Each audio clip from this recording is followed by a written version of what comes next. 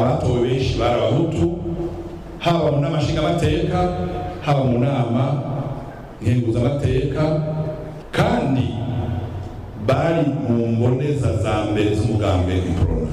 Mwabonye ko mu 65 nka bose bishwe kubera havuzwe ikibazo cyo gutembagaza ubutegetsi, umwami agahunga, umushikiranganji wa mbere agakomereka kwiguza mu Bubiligi.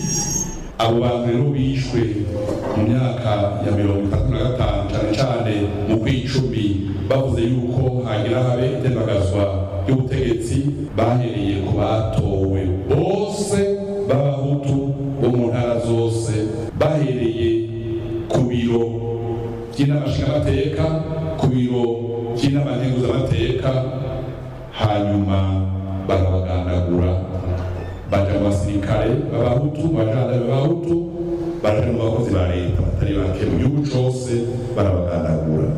Ubifuza kumenya ingene twise ubwicanyi bwo mu 65 bwahitanye abahutu benshi mu gihugu, abasoda, abajandarume, abadepite, abasenateri, abakozi ba leta, twavuze tuti ico cegeranyo twaragishikirije n'amashingamateka n'amateka, nimurindire tuzogishikirize abatowe n'abenegihugu.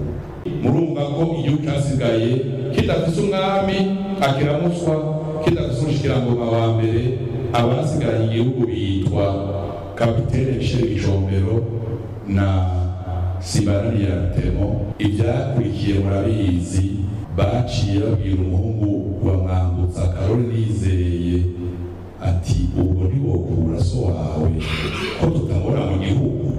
Arabikora, haciye amezi 4 n'iminsi 20 asimbira hakurya muri Kongo. Uwo munsi yagarutse, haciye havuka Repubulika ya mbere.